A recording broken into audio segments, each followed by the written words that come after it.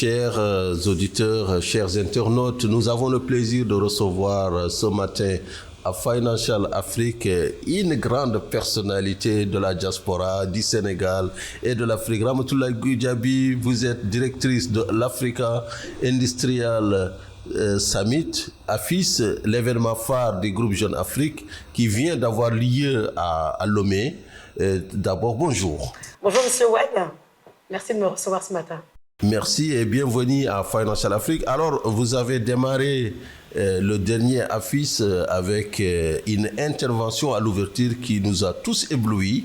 Donc, je commencerai d'emblée par vous dire, alors, quel est votre secret? Quel était donc ce message subliminal que vous avez délivré à plus de 1000 participants à l'AFIS?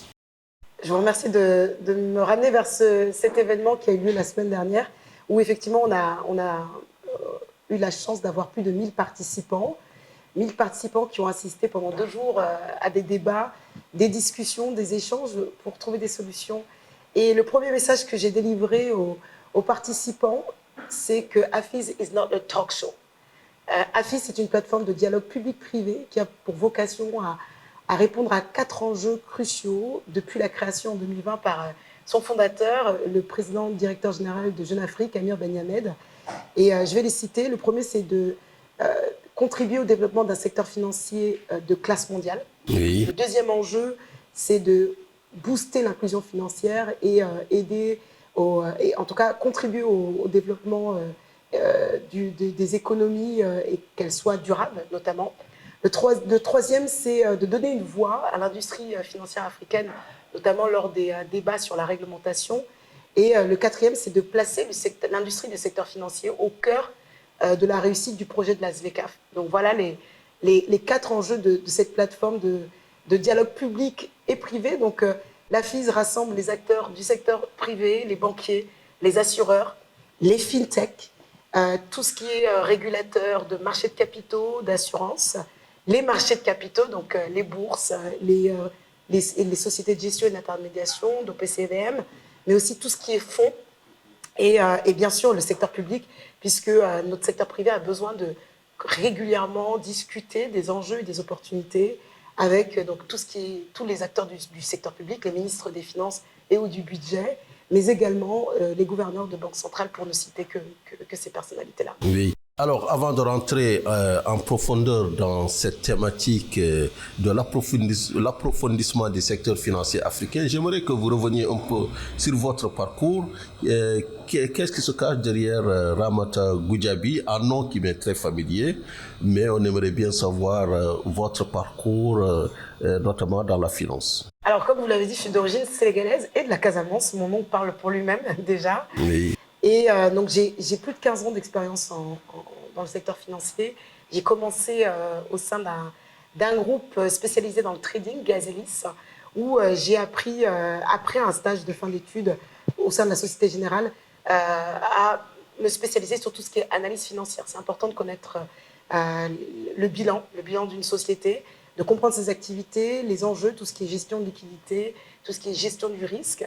Et après cette première expérience dans les commodities, comme on dit, donc oui. Vente, achat de gaz, pétrole, certificats verts, j'ai décidé de me spécialiser en analyse financière au sein d'un groupe mutualiste, le groupe Crédit Mutuel CIC, où j'ai vraiment appris tout le métier de l'analyse crédit, sell side, tout ce qui est également le métier de sales, et également plus tard au sein du groupe La Banque Postale, au sein d'AXA, au sein de First Bank of Nigeria Paris Branch, puisque j'ai eu quand même une expérience au sein d'un groupe bancaire africain. Oui. J'ai pu asseoir mes qualités de vendeuse institutionnelle, d'analyse et même de gestion de fonds. Donc voilà. Donc un parcours brillant qui vous a amené à prendre les rênes de l'AFIS, je pense, depuis 2022. Alors, mais comment vous analyseriez aujourd'hui le secteur financier africain? Puisque là, lors de l'AFIS, justement, on parlait de redynamiser, de créer un secteur financier qui puisse porter les enjeux du développement, financer le développement de l'Afrique. Mais on a l'impression, au vu du taux de la bancarisation, au vu d'un certain nombre de difficultés des entreprises à accéder au financement, que le secteur financier africain n'est pas encore au rendez-vous. Alors, on a de la chance d'avoir un secteur financier qui est ambitieux, des acteurs qui sont ambitieux, novateurs, et on l'a encore prouvé lors de la publication des résultats du troisième trimestre 2022. Les résultats sont résilients. On a un secteur financier, on a une industrie financière qui reste résiliente et qui a su résister aux chocs exogènes. Je parle de la pandémie de la Covid-19, pardon. Je parle du conflit russo-ukrainien et encore même du Moyen-Orient. Du Moyen-Orient actuellement. On a un secteur qui est capable de résister aux chocs et qui l'a démontré à la fin des résultats de septembre 2023 que les résultats, malgré la baisse de la rentabilité, peut-être de la solvabilité, on arrive à avoir des résultats résilients. On a aussi un secteur qui est toujours aussi novateur. Moi, c'est ce que j'aime dans notre secteur. Parce que dans ce contexte de difficulté de financement des entreprises, de refinancement sur le marché, on a des acteurs qui arrivent à innover en utilisant par exemple des outils un peu plus sophistiqués qui ont fait peur à certains acteurs parce que la titrisation, pour certains, ça sonne subprime. Tout à fait. Ça sonne à la crise, ça ressemble à la crise. Ça sonnait subprime, maintenant ça ne ressort plus. Maintenant, ça ne ressort plus et on ose utiliser par exemple des produits un peu plus sophistiqués pour améliorer les profils des bilans, profils de risque et pour surtout diversifier son refinancement. On tokenise les actifs. Donc on utilise maintenant, on peut tokeniser de la terre, on peut tokeniser les ressources naturelles, minières, et Dieu seul sait qu'en Afrique, on est le pays le plus riche en ressources naturelles. Donc pour moi, c'est un game changer si nos acteurs vont vers ce type vers ces moyens de financement ou de refinancement pour utiliser cette liquidité qu'on n'utilisait pas jusqu'à maintenant. Oui. Et à côté de ça, je trouve aussi que même si ça prend le temps que ça prend, on a de plus en plus d'harmonisation en termes de réglementation, ça avance. On a cette intégration régionale qu'on attendait tous. On a le projet AELP Link qui a intégré 7 bourses continentales. Et j'ai pu d'ailleurs assister au lancement l'année dernière, parce que j'étais invitée par le BRDN, M. Félix Amenouvé, à ce grand lancement. On a les plateformes comme PAPS, dirigées par Mike Ogbalou, qui pourraient permettre des transferts et des paiements beaucoup plus rapidement. Compensation intermonétaire africaine. Exactement. Oui. Donc, ça prend son temps, mais c'est en marche. Il y a de l'effervescence. Mais malgré tout ça, je pense qu'il va falloir aussi qu'on capitalise plus sur les marchés de capitaux, plus pour que notre industrie financière qui finance beaucoup de court terme et qui compte beaucoup plus sur les bailleurs de fonds pour financer le long terme, capitalise plus sur les marchés de capitaux, sans faire de gens de mots, et que les ressources qu'on arrive à mobiliser ici en Afrique et qui sont importantes arrêtent de sortir du continent et qu'elles soient utilisées par les marchés de capitaux. En fait, oui, et c'est là peut-être le game changer, c'est essayer de faire en sorte que les ressources à court terme à vue qui sont dans les banques puissent être transformées en ressources à long terme au profit des entreprises et notamment des fintech, puisqu'on parle d'innovation. L'Afrique est une terre d'innovation, mais on a l'impression quand même, Ramatoulaye Goudiaby, aujourd'hui, que les fintech sont financés essentiellement par des institutions de développement étrangères et par des mécènes, des philanthropes, souvent étrangers. Pourquoi donc cette frilosité ou bien ce manque de mécanismes pour aller vers le financement des fintech africaines? Je pense que culturellement, il y a certainement une notion de culture qu'il faut intégrer dans ça. Et il faut qu'on continue. Si on est capable d'être innovant, je pense qu'il faut qu'on soit capable aussi de prendre plus de risques.